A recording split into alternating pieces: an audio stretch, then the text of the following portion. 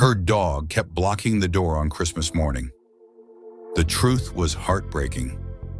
Snow fell softly over the quiet suburban street, blanketing the world in white serenity.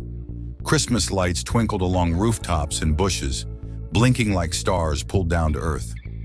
Inside a modest two-story house, Liba bustled about her cozy kitchen, her hands flour-dusted and trembling as she wrestled with dough she didn't even feel like baking.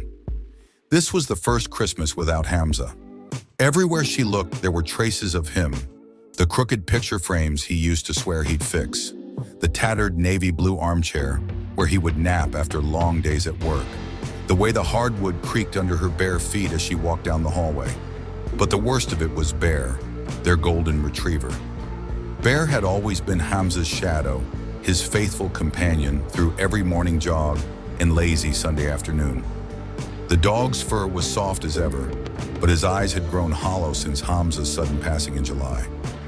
Cancer, fast, cruel, and merciless. The grief that followed felt like drowning, except the water was invisible, its weight crushing her chest without mercy. "Bear, come on, buddy," Liba called gently, glancing toward the front door.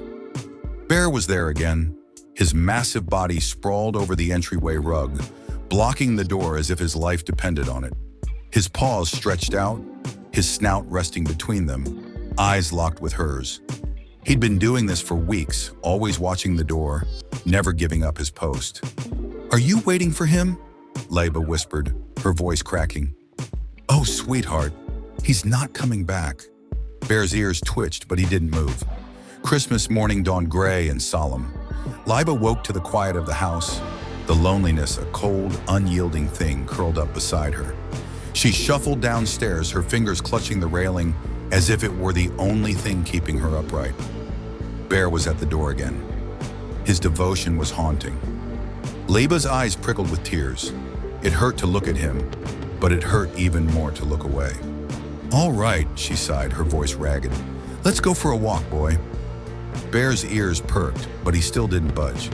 His gaze remained fixed on the door, unwavering. "What's gotten into you?" she muttered, frustration bubbling beneath her sorrow. Bear had been acting strange for weeks, his behavior growing more erratic. Some nights she'd catch him whining softly, pacing between the living room and the door. Always the door. The Christmas tree lights flickered in the corner, their glow pale and feeble against the morning's gloom. Gifts remained unopened beneath the branches, untouched since she placed them there, half-heartedly a week prior. She trudged to the door, nudging Bear gently. "Come on, Bear, move." Bear didn't move. Instead, he let out a low, rumbling whine, his eyes imploring. "Fine, we'll do it your way." She sat down on the floor beside him, her back against the door. Bear leaned into her, his warmth a comfort she hadn't realized she craved. Tears slipped down her cheeks, but she didn't bother wiping them away. They were a constant, like the ache in her chest. "I miss him too," she choked out. "Every damn day." Bear's head nudged her knee, his eyes never leaving hers. And then, as if something had finally unlocked within him, Bear stood.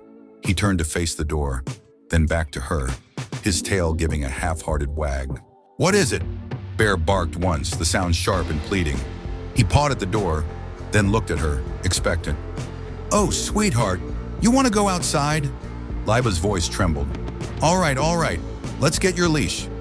But as she reached for the leash hanging by the door, Bear let out a desperate bark. Not one of excitement, but of urgency. His paws scratched at the wood, his whole body trembling. "What on earth?" Liba murmured, her fingers hesitating over the doorknob. And then she heard it. A muffled thump, then another, and then a faint, feeble groan. Her heart lurched into her throat. "Hello?" she called, her voice weak and panicked. Another groan. Hands trembling, she unlocked the door and swung it open. There, half buried in the snow and clinging weakly to consciousness, was Mr. Thompson, her elderly neighbor from 2 houses down. His skin was pale, lips blue from the cold. His breath came in shallow, ragged gasps. "Oh my God!" Liba gasped, dropping to her knees beside him. "Mr. Thompson, what happened?" Bear sniffed at the man's face, whimpering softly as if pleading for her to hurry. Fell, Mr. Thompson stammered, his eyes glassy and unfocused. Trying to get help. Without another thought, Liba pulled out her phone and dialed for an ambulance. Her words were frantic, but her hands were steady as she covered Mr. Thompson with a blanket she grabbed from the couch. The paramedics arrived swiftly, their movements a blur of efficiency and care. Liba watched as they carried Mr. Thompson away, her heart still pounding. "Good boy, Bear," she whispered, tears falling freely now as she knelt down to hug him. "You saved him. You really saved him." Bear licked her face, his eyes shining with a warmth that made her breath hitch. For the first time since Hamza's death, Liba felt something crack through the darkness inside her. A sliver of light, fragile but real.